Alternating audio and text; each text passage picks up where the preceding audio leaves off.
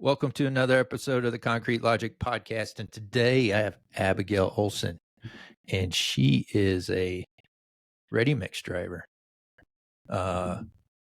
First one we've had on the podcast, so that's exciting. She's also an author. She happens to be 24 years old. You're still 24? Yeah. All right. So we're going to talk to her today. She's going to share a little bit about why she chose to be a ready mix truck driver. And also share a little insight on what it is like day to day, because all we see, at least for me as a concrete contractor, they pull up on site and I'm yelling at them why they didn't get here earlier. So that's my only insight on what a ready mix driver goes through. But so Abigail's going to help with that today too as well. But before we get started, as I always do, just remind you on how you can support the podcast. And the reason why I ask you to do this is because we don't have any advertisers, we don't have any sponsorships, so this podcast is up to you to support. So there's three things you can do. One is you go to our please share the podcast. So after you listen to this episode today, please share it with a colleague or a coworker. The second thing you can do is if you go to concretelogicpodcast.com, there are two ways you can get a hold of me. There's a contact button in the upper part of the page. So it says contact, click on that. And when you do that, that's like sending me an email. And then the other way you can get a hold of me is there's a little microphone symbol or whatever on the bottom right-hand corner of the homepage. Click on that. That's like sending me a voicemail. And what I'm looking for are topic or guest suggestions. So like today, Abigail, her uncle reached out to me and said, you need to have her on the podcast. So that's what I'm looking for. I'm looking for topic or guest suggestions. And the third way you can support the show is on the Concrete Logic Podcast homepage. There's a donate button. So if you get some value out of that, whatever dollar amount you think we brought to you today, or any of the 100 episodes plus, if any of those provide you any value, please feel free to go to the homepage, click the donate button. You can give any amount. All right, Abigail. I'm actually 30 seconds quicker than I usually am. So we got an extra 30 seconds today. All right. So Abigail, you are a concrete ready mix truck driver. Yeah. Why'd you do that? So when I was in high school, I really wanted to be a driver. And I knew that's what I wanted to do as soon as I got out of high school. But I actually had envisioned over the road driving. And so when I got out of high school, I got my CDL and then I started applying for jobs. And then I realized that there's the federal regulation of you can't cross state lines until you're 21 in a commercial vehicle. And so I was like, okay, well, I'll just look for local jobs. And a lot of them only had, or because of insurance, they wouldn't insure till at least 21, sometimes 23, like the current company I work for, hires at minimum age of 23. So it ended up being lucky for me. I applied like the day after I turned 23. I turned 23 on not this past January, but the January before, January 13th, and I started working there January 31st. And so that was kind of nice timing. But there was anyway. But applying for jobs was very difficult when I was 18. And I know you wanted to talk about this some, but I wrote like a little op-ed in the Richmond paper about actually a different trade organization had reached out and said like, yeah, if you want to write this article in the Richmond Times-Dispatch, that would be very good because we're trying to lobby for those rules to be changed. And so I wrote that article, and Tim Kaine reached out to me or whatever about it, and then that trade organization, because like they would talk about it in their meetings, and then people would be like, oh yeah, we read that article or whatever. And so they invited me up to their conference in DC when they were lobbying and I spoke at their conference a little bit, and then they took me around to like meet some of the Congress people to talk about, how it would benefit to have a lower that age Yeah. restriction. Yeah. And it hasn't changed, right? It's still the same? Not that I know of. I'm not Yeah. really following because I'm over that age, but I Yeah. think um I don't know. Now I have mixed feelings 'cause I'm like, I am a lot better driver now than I was at 18. But like sometimes like I do know people who college isn't for them, and I really want to be able to say, I love driving, like I love my driving job, like I really think you should consider it. And then I'm like, they'd have to wait years to do that. So, Yeah. but then for specifically concrete driver, I actually didn't even know what it was until I started driving it. I was just applying for driving jobs, and I at that point I was like, okay, I don't want to go over the road. That sounds like a terrible life. And I was like, and all my friends had like 9 to 5 Monday through Friday jobs. So I was like, I want something that I can like plan on weekends with them or whatever. And so I was like, okay, I'm gonna look for something Monday through Friday and during the day. And besides like dump truck driving, which I felt like there were a lot of like you needed experience for that. This was like kind of the only job that would hire that was Monday through Friday and local, like no overnight, and yeah, it would no experience. So Huh. yeah, Can we go back to when you got your CDL, which is commercial driver's license, right? yeah. How long does that take, and what does it take to do that? Um, yeah, so it took me 2 months. I started mid June, and then I took the test and passed on like mid August after high school. And basically we had to learn the parts. So I got my class A, which some people don't know, like the class A is for like the tractor trailers, and then the class B is just like straight vehicles like dump trucks, school buses, concrete mixers. Um, but I went for my class A, and um, one of the things that we have to do is the pre-trip inspection. So we have to like take like undo that hood or whatever and be able to name a lot of the parts and like what they're supposed to look like. And then we go all the way down the truck and name different parts and that they're working well. And then we go in the cab and we have to have certain things. And there was also like a brake test that we had to do, but basically just all of that I just had no knowledge of before. And then it was the pre-trip inspection. Oh, we had to get a driver's. I remember when they first asked me, they were like, at the school, they were like, "Oh, do you have your learner's permit yet?" And I was like, "I have my driver's license." And they were like, "No, your CDL learner's permit." And I was like, "Oh no, I didn't even know I had to get that." And they're like, "So you had to go take 3 tests at the DMV." Um, and I just like read the DMV manual for that, and I can't remember what the three are. I know the one that took me 3 times to pass was the air brakes test. I just could not figure that out. But there were 2 other written tests that I don't remember what they were. So there was that to get the learner's permit. And then that's when they could take us on the road and practice driving around Uh-huh. corners and stuff. Because on the test, if you hit a curb, you automatically fail. And we had some guys come back like, I hit a curve. We got to do it again. And and then there was also a like a backing portion, which is what we spent most of our time doing. Um, and it was first you have to do like just straight back, and then they're like cones down a lane, and you just go straight back. And then they actually had like 2 lanes of cones, and so you have to.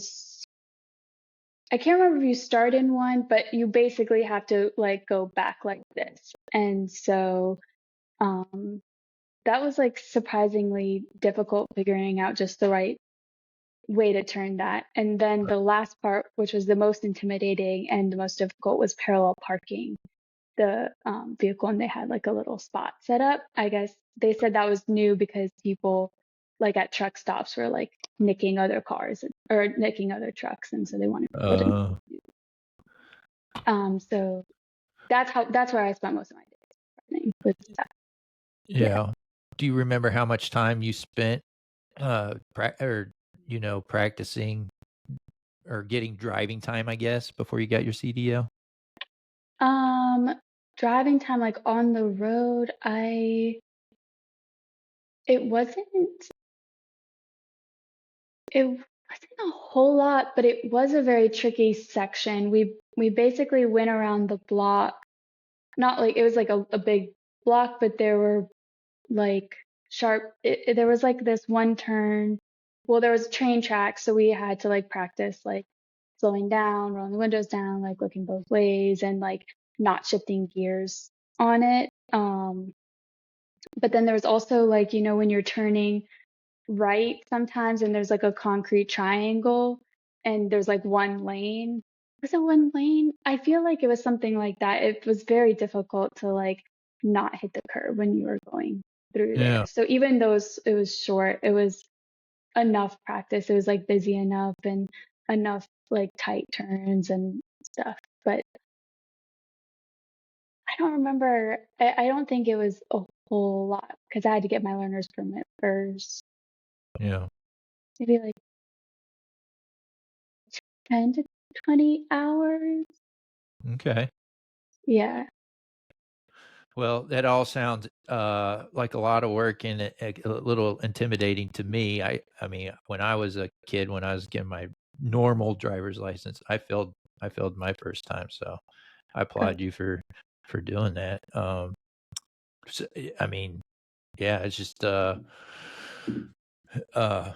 yeah, when your uncle sent over thing, I was like, wow, it's just amazing. So you just the the challenge of not being able to drive over federal state lines, yeah.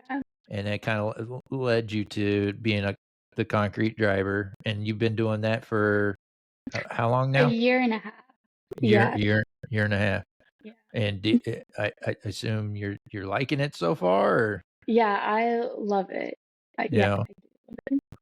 So what do you like so much about? Can you share like what your day to day typically looks like? Yeah, sure. So I think the hardest part to get used to was we don't have like a set come in at a certain time schedule. So basically we get a text the afternoon before of what time to be at work the next day. And so what I do, because I like my 8 hours, is I'm like, okay, I have to be in at this time, and then I'm gonna wake up an hour and a half before that. So I'm gonna fall asleep 8 hours before that. So I get to work. The earliest I've ever had to be in is like 2:30 in the morning, but that is the earliest. Like that's only happened once. There Uh-huh. have been a good number of like being at 3 in the morning. But there have also been a good number of like being at like 6 or 7. But if I do get a 7 o'clock, I'm like, oh, good, I get to sleep in. Um, and So anyway, it's like kind of a wide range of times, but I would say usually it's like between 5:30 and 7, but not unusual to go a lot earlier. And so then we just get in, we do our pre-trip, and then we back under the hole, which is like basically like a conveyor belt that puts all the ingredients in um, on a conveyor belt that puts it in the big hopper at the top, and we Mhm. have it going really fast. And we fill up our water tank, get our ticket, look at the directions, see where we're going. A lot of times, like we know where we're going because we've been there a lot. And then one of the things, because you said what do I like about it, one of the things that I really like in the mornings is I feel like almost every single morning I get to see the sunrise, and I really like that. And I also really like the being outside and the fresh air. Like when I show up, especially when there's like a crisp in the air and I see all the trucks like turning and like the lights, like it just makes me feel really alive. Uh, And I'm like, yeah, let's go like deliver this concrete. But uh, but that depends. Like if we're in at 3 in the morning, it'll be a while to get done that. But then we just like pull forward and somebody else backs into the hole. And when we pull forward, there's another hose where we kind of wash down the truck and then put in water into the load to kind of get the slump right. Because on our ticket it says the slump that the customer's ordered, and then we're off for the job, and then they're um and that's like another thing that I like about the job is that like I've gotten to know people, so but I never know when I'm going to see them, so it kind of feels like I'm seeing friends. And I'm like, oh hi, and then I also like because then when we get out to the job, we do whatever they want. I mean, like you said, getting mad at us for being late. I don't know if we're late. I only know if we're late because sometimes they'll be like, oh, are you busy today? And I'm like, I don't know, like we can't see the dispatch screen, so I don't know what time, how much we have going on. And I'm like, are we like, are we late? Like, what time were we supposed to be here? And they're like, oh, you're supposed to be here 3 hours ago. And I was like, oh, oh, okay, well, I'm sorry. And they're like, it's okay. It always is always like that. And then like I figure out what they need, and then I do that. Um, and that's kind of fun to like. It feels like teamwork a little bit to like work yeah. together, which sometimes can be frustrating, but can also be really awesome. Um, and then yeah, and then we wash down our truck at the end of every load. We Yeah. like wash down the chutes and the blades inside. And that's something else that I really like about my job is that um I like that we're not just like sitting all the time. I don't know if this is true, but I did hear that it's like healthier to like get up at least like every hour, and I feel like this job is like exactly that. Like I feel like I'm almost never sitting for more than an hour, and like when I get out, I'll get out and climb the ladder or put water in the load, so it's like active enough that I don't feel like I'm just like rotting. But then we also see people doing really, really hard work with the concrete. And I'm Mm. like, okay, well, I'm not killing myself or breaking my back. Like I'm just standing up every hour, Yeah. which is what I've heard is helpful. So I do like Yeah. yeah. How many is your typical travel time from where you are? I assume I know we're both in Richmond, so I kind of know Yeah. this already, but I'll ask. But is it like 20, 25 minutes? Is that usually your longest drive? The longest drive I've done with a load is an hour, but I think I've only done that a couple of times because I was Uh-huh. pushing it, I think, because the concrete hardens on the truck. And Uh, yeah, I would say typically it's like 20 to 30 minutes. okay. And then so you deliver a load and then you turn around and go right back, right? Go back Yeah. Yeah. Right and back to the plant. Or the company I work for has several plants like throughout like Central Virginia. And so sometimes they'll send a message on the tablet like, oh, go to the Doswell plant or the Bottoms Ridge plant or something like that. And then, we'll go there and get a load there and then go 20 to 30 minutes away from that new plant. oh, okay, cool. So they have a Yeah. little tablet that they tell you what your next mission is, I guess. Yeah. Yeah. Basically. And Yeah. then, yeah, but the default is to go back to the same plant. And, but, um, How many loads do you think you deliver typically on a day? How many? I would say on a slow day, it's like 3 or 4. And then on a, like a much busier day, it'd be like 5 to 7. So Yeah. 4 to 6 is typical, I think. Yeah. Yeah. It goes by fast. It goes by really quickly. Yeah. And then that's like, well, the driving part is another thing that I like about my job is because sometimes I say it just feels like endless media consumption because I just get to listen to like audiobooks or music. And one time I was listening to the radio and, like it announced like, oh, this artist just dropped their new album. And I was like, oh, really? And then I just like went to that album and I just like pressed play and I was like, oh, I love that I get to do this. And, And a podcast, right? You're and a listening to this podcast. Yeah, exactly. Yeah. Oh, that's cool. So the training that you get so far, I'm sure that you're constantly getting some kind of training.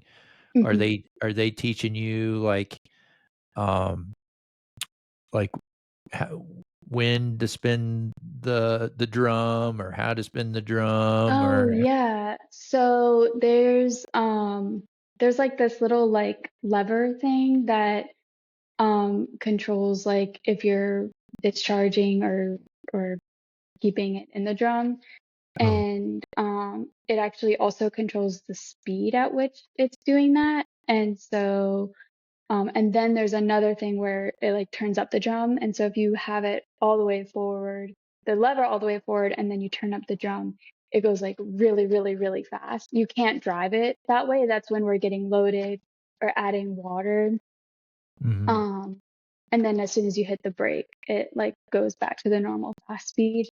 Um, and they talked a lot about like when we're going. So like when I'm cleaning, I also have it like the at the fastest, but when I'm driving, you want it at kind of like a slower, steady speed, but you don't want it so slow that it could come out the back if you're going up a hill. So that took a while to get used to adjust the speed and when you're driving. And then I remember when I first started, like you start on the 25-mile-an-hour road going at the plant and you have your speed. But then when you get on the highway, the drum actually spins faster when you start going faster. So Oh, then you like slow it down, but then you have to watch it still because you, when you get off the highway, then it's going way too slow. And sometimes, like I heard that sometimes it can happen where if you're not paying attention and you don't speed it up, like it'll start coming out the back. And so that's another thing that we have our chute pointed to the right so that if something does happen and concrete comes out the back, it'll go on the side of the road and it won't like mess up the roads too much. yeah. But yeah, Or then you hit, have to speed it back up when you get off the highway. huh.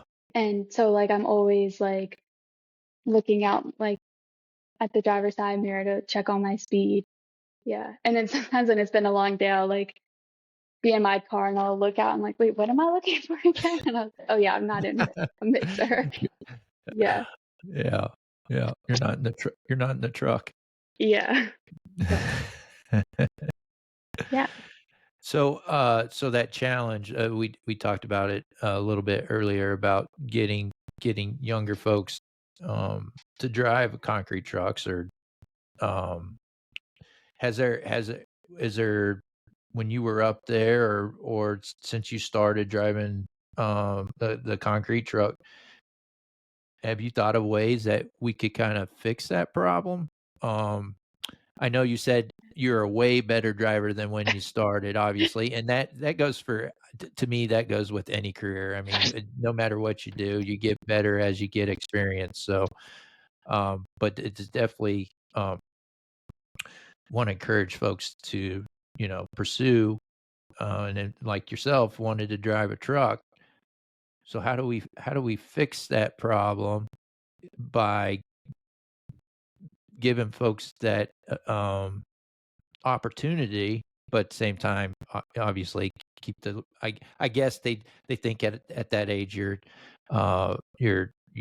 driven enough that you have the experience and you're a safe driver by that point.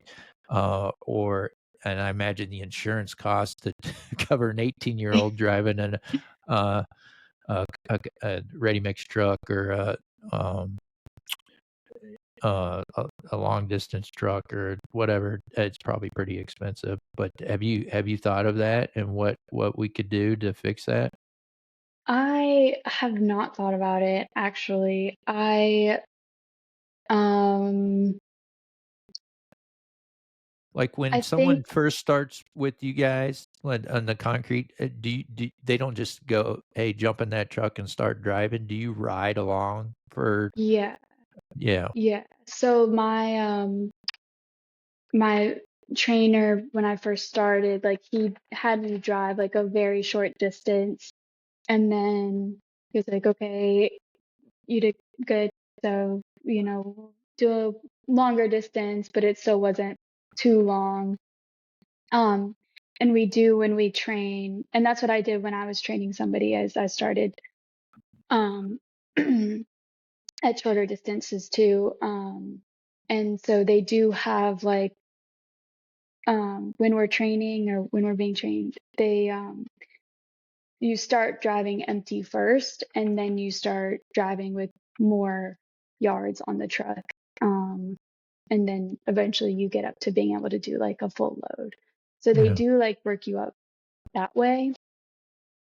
Um, and I know when I was younger, like when I was 18 and like people weren't hiring me, I was like, there should be like a test where like if you like some driving test where it's like, okay, if I pass it, then it shows that I have the driving abilities that they want. But I haven't really thought more about that because I felt like, well, if, passing the CDL test isn't enough to prove that I can drive it safely. They should have more like tests or make it longer or something to prove that I can drive it safely. yeah, I don't, yeah, I don't know. But yeah, we did work slowly in the mix to get up yeah, to it. Yeah. yeah. No, I kinda understand both sides, and, you definitely wanna have Mhm. some driving experience, but at the same time, there's 30-year-old people that probably shouldn't drive those trucks. You know what I mean? Yeah. 18 or 30, you probably shouldn't drive those things 'cause I know for me, for one, I shouldn't jump in one of those things and start driving them 'cause I haven't had any training or anything, so I think if you're getting that same amount of training, you should get that same opportunity. So, Mhm. maybe they just need to like, when you go get your driver's license, like, at 16 and there's kids that are interested in doing that, maybe you start training them then, right? Mhm. Get them in Yeah. there because I know, like, um, around here, around Richmond, and I'm sure it's like this across the country, is, there's high schools that'll throw you in a piece of, heavy equipment if you want to and learn how to do it when you're still in high school. Oh, wow. So yeah. So, I I would think you could, start doing it the same way. I'm not saying we need Mhm. a bunch of, 16, 17-year-olds out there driving driving Yeah.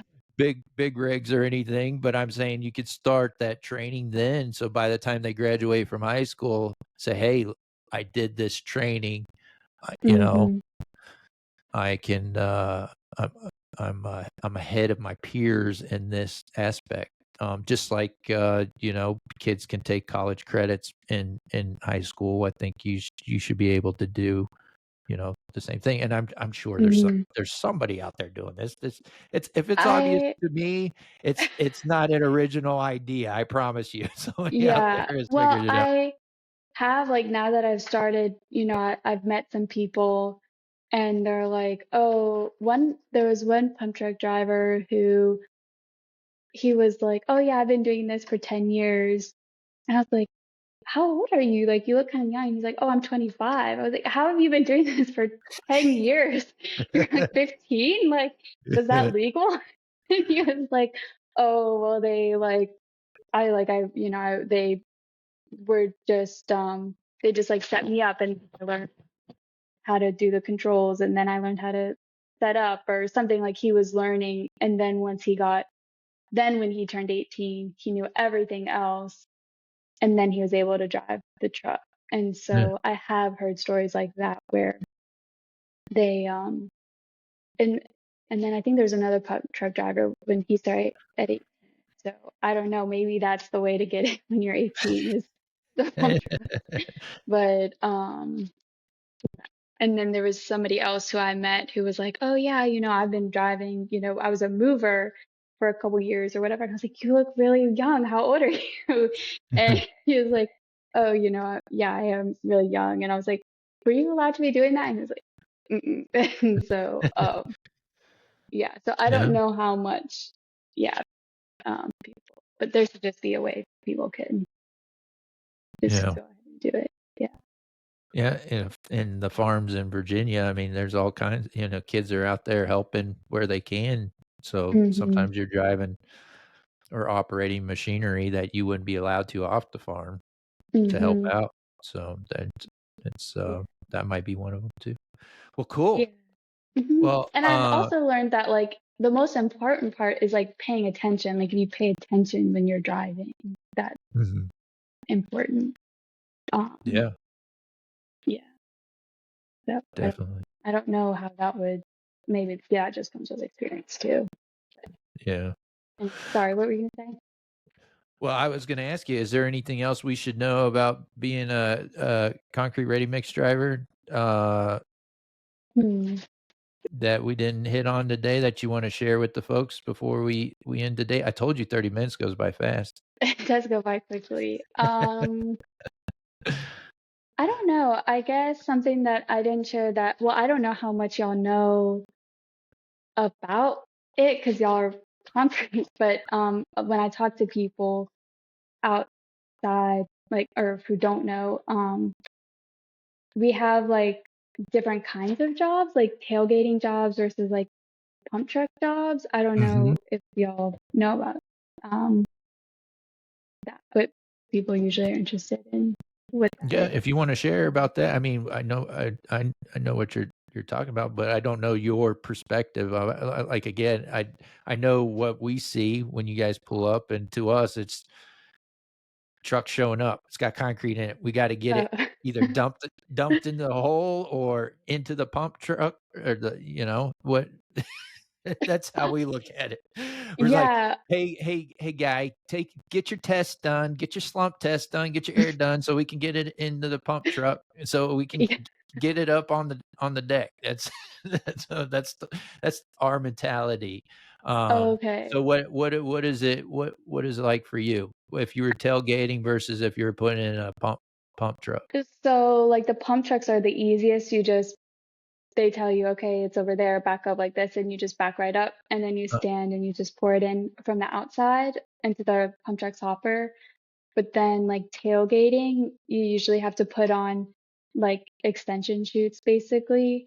mhm, And those can be heavy, but they have had like lighter ones now. Um, but if you get them too light, they'll bend. So you still need some heavy ones.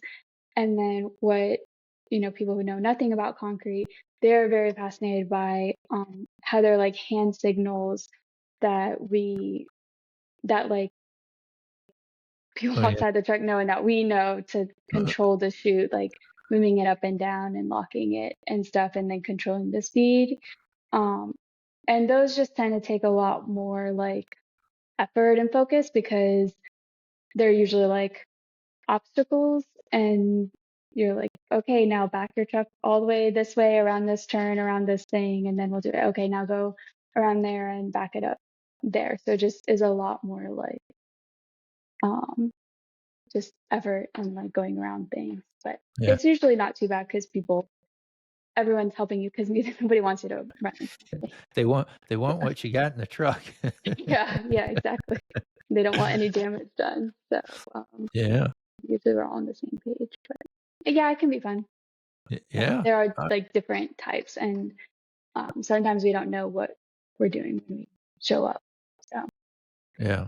until we show up, yeah, Well, I know you've been doing it for a short time, but I can tell you're a concrete person. You love concrete, so that's great. yeah, I really do. Yeah, it's fun. That's Yeah, awesome. So hopefully my kids listen to this and they say, "Hey, there's even younger people that think concrete's cool." See? yeah, Yeah. yeah. Like one young person, but yeah. Oh, there's a Uh, lot of them out there. okay. Uh, so yeah, no, I appreciate you coming on the show. I probably failed to say this earlier, but you wrote a book too. Can you tell us a little bit about the book and where people can find it? And if people want to reach out to you, I'm sure they will once they hear this. Um, So basically the best way to reach out to me is through my website, which is the whole thing is abigailaliceolson.com. Should I spell that out? Or? No. I'll put it in the show notes. So when I release the podcast, I'll put a link in there for everybody to click on. It'll go right to your Okay. website. Yeah, so that's the best way to reach me. I got rid of all my social media. Oh, I like that idea. That's an awesome idea. Yeah, I watched that. I like you more and more the more you talk about what you're doing. Thanks. Yeah, I watched that Social Dilemma on Netflix like 3 times, and then I was like, okay, like with each time I got rid of more, but Awesome. my social media. But yeah, so I wrote a book. It was a long time ago. It was like 4 years ago. I was like 20. That was like something that I tried when I was like, okay, maybe this driving isn't for me. I'm not having a lot of success at this age. And it was a memoir and like short stories, kind of more like vignettes. Um, and basically, like when I talk about it, the thing that gets people the most excited to hear it is when I say, well, basically, I wrote it when my boyfriend at the time broke up on me on the same day that I didn't want to be a truck driver anymore, and I took the next flight to Mexico, and down there I like wrote this book. And so it's basically about all of that drama, and it ended up getting. I went with a small publisher in Richmond. So there was like a big indie awards, and it was a finalist for women's issues nonfiction and short story collections. That's So awesome. yeah, that's what that was. And I ordered a copy today, so my daughter's going to get it so she can read it. That's Well, I awesome. appreciate it. And it can be ordered. It's called the Hay Wagon, and it can be ordered through any bookstore. Mhm. They probably won't like have it, but you can order it through any or Amazon or Barnes and Noble, whatever. Cool. Well, great. Well, I Yeah, appreciate you sharing today, and I hope we stay in contact yeah. and follow your journey. And yeah, I appreciate it. And Thank you folks, for until next. having me on here. It was kind of fun to talk about concrete. I love talking about my job. Yeah. Yeah, no, if you like doing this, I'll bring you back on. You want to talk about something you have, Yeah. it's yeah, anytime. All right, folks, until next time, let's keep it concrete.